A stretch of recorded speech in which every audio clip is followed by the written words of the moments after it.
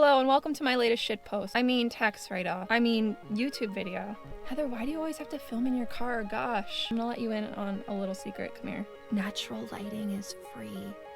Also, it's not full of kids and cats. If you want me to film in like an actual spare bedroom, I need a house with a spare bedroom. So maybe like, comment, and subscribe. And one day I can afford that. But here's one thing I'm not gonna be getting bucks from. And that's Pokemon Oreos. So I visit my mom every Friday, and she works at a grocery store.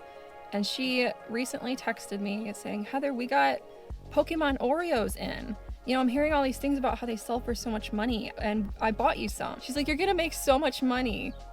I'm like, Mom.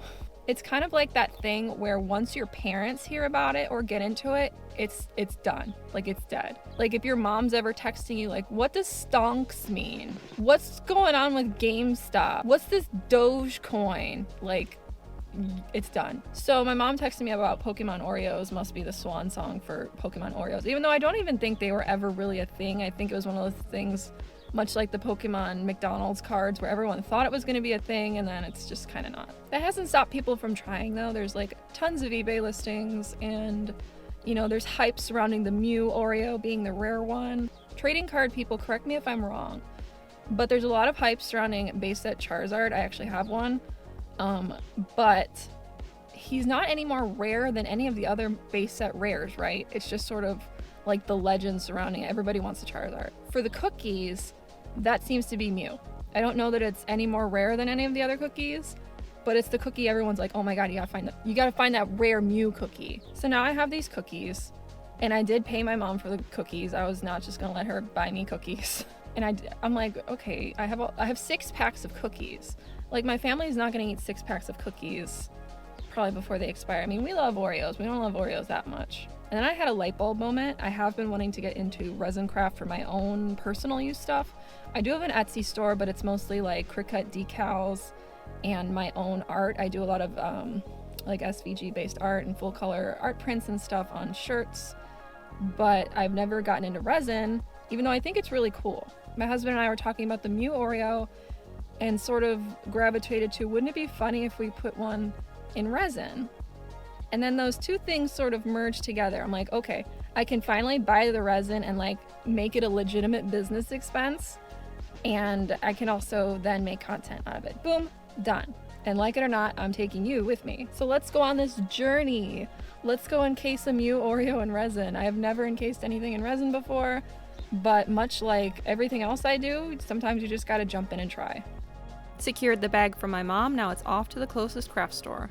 Please enjoy this scenic corn. Okay, I need resin and a circular mold. I have a ton of wooden sticks and measuring cups at the house already. These look like the perfect size for an Oreo, so that's pretty awesome. My research made me decide I want Amazing Clear Cast Plus for the added UV stability. If you don't know, all resin will yellow over time, so I want to use something that says it will slow that color change down since I'm not going to be coloring the resin. I originally had an idea of doing a triangle mold just to set my Mew apart, but I searched high and low, both here and online, and found no such mold. It would need to be large and thick enough for an Oreo, and it doesn't appear anyone is selling a pre-made mold to that specification, so round it is. Since I can't differentiate on shape, I started to think what else I could do to give my project a little something special. A pearl effect sounds cool, no idea if that would even work, but let's see. Alright, with my supplies secured, it's time to see if I even have a Mew cookie to encase. I cut up my fingers building a dresser taller than I am, so please enjoy the added bonus of my kids' Pokemon Band-Aids. I take my time looking through pack number 1, and it seems really sloppy, like I don't think I've ever seen a pack of Oreos this janky looking. So many have extra cream blobbing out the side. Some of the backs were on backwards, or the cookies were just straight up cracked. No idea what that's about. I sifted through the entire pack, and yes, my hands were washed. No Mew in pack 1, so on to number 2. What a difference. Pack 1 is pretty rough, but pack 2 looks like a normal pack of Oreos. It even has better pressings. The one on the left looks more sharp and defined. I'd say graded Oreos is too stupid to happen, but I'm not really sure anymore. Alas, pack 2 also did not have a Mew. Pack 3, however. And thankfully it's not rough or cracked. This one will be perfect. I did a little off-screen thinking and prep. I knew to prevent the Oreo from poking through the bottom, I should have a base layer, so I did a little measuring and decided to do a first pour of 20 milliliters, meaning 10 of part A and 10 of part B. I'll be doing some sacrificial cookies first, before I'm confident enough to try the Mew. Mix for 3 minutes to ensure everything is well combined, and then pour. Since the cookie is about a ½ inch thick, I decided I'd shoot for 1 inch total height, so a ¼ inch on both ends with the cookie suspended in the middle. 20 milliliters happened to be just about a ¼ inch. I remeasure and mix to do another test cookie because I want to see what the pearl powder will do. I figure maybe I'll just do the bottom layer so it looks like something from the top without clouding the layer the Mew is in. Not really sure how much to use, but here goes nothing. Unfortunately for me, my mini heat gun from Amazon was delayed a day. When you pour resin, getting the bubbles out is very important, and you can achieve that through either heat or pressure. Since my heat gun's not here yet, I'm going to use a long handle lighter off camera. And I don't really recommend that. While it did work to get the bubbles out, it left dark smudges on the sides of the mold where the flames kissed it. My husband wanted to go to dinner, so I wouldn't be home to do the 3-stage pour that I wanted. If I went too long between pours, a visible line can set up in the finished product, so I'd have to see if it would work in just 2 pours. I put some resin on the bottoms of the cookies and then placed them in the molds.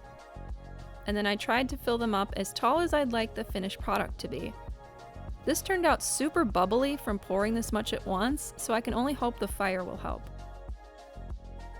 I went to check on them 24 hours later and yikes. The cookies drifted off center and also floated to the top, and the depth of the pour caused a ton of bubbling that I could not get out. This taught me I could not rush the process. I'd have to set aside time I knew I could be home to babysit the mold and pour in 3 stages instead of 2. Also, I'm not really impressed with how the pearl powder looks from the bottom. So I start again with cookie sacrifice number 3. I already have layer 1 done, so I'm going to show you starting from the cookie. Get it nice and centered and pour the second layer. This time I'll only come up about halfway up the cookie so it doesn't have anywhere to float and it'll be frozen in place before the final pour. My heat gun is in today, so I'm going to use that to pop the tiny bubbles that occurred from stirring and pouring. This is looking pretty decent so far. 2 hours later and it's time for the final pour and bubble pop. Doing about a ¼ inch to make sure the cookie is centered on both ends. This one might end up looking pretty decent. We'll know in 24 hours. And yeah, this one's pretty okay. Some bubbling could be improved, but it's pretty centered. And I could have added more on top as well, that's an easy fix. But I don't really like how boring it is. Nor do I like how the Pokemon loses all definition once coated. You can barely see the outlines. There has to be something I can do to kick this up a notch. I decide to run 2 more sacrificial cookies. One I will dust with the pearl powder to make the outlines more visible, and the other I will cut out a small circle of holographic vinyl to rest on the bottom of the mold. I don't know about you, but all this mixing and pouring gets monotonous, so let's just skip to the results. The powder really helped the design stand out, but it bled off the cookie, which is what I was afraid of. It also seems whenever I mix enough resin for 2 cookies at once, I get a big problem with bubbles even with the heat gun, so the final cookie will need to be mixed alone. The holographic bottom though was a fantastic idea. I really dig how this one turned out. Minus the bubbling, which I can fix with a smaller pour, I think this is going to be the technique I use for Mew. Now I bravely move on to the final cookie. I've done the first 2 stages already, but I've decided I'm going to split the last pour into 2 pours instead of 1. Here's what it'll look like before the heat gun, and here's after, way clearer. Since some of my final pours on the other cookies looked a little thin after hardening, I did one final 10 milliliter pour for Mew. I'll see you in 24 hours. And here it is in all its glory. I'd say for being a complete resin beginner, my Mew looks pretty good. I wish I could have gotten rid of some of those bubbles though. They popped up after I stopped watching the mold around the 30-45 minute mark, so that kind of sucks. But as it stands, I'm not mad, and I'm pretty proud of this. Just goes to show that if you want to try something new, it's okay to fail. Just try again. I'm going to stick the Mew in my eBay store for $50 and we'll see if I get any bites. Hey, who knows, maybe in 10 years I'll have 100,000 subs on this channel and you can make a fortune selling my old Mew cookie to someone in my fan base. Just think of that investment potential. Or maybe just a thank you for putting out content every now and then. Or maybe you have a thing for dumb paperweights. I don't know, I'm not gonna judge. Hey, thank you so much for watching. I really appreciate it. Watching my video all the way through really helps tell YouTube that I make interesting content, so you're the best. Be sure to leave a like or drop me a comment. I read them all, and I'll see you next time.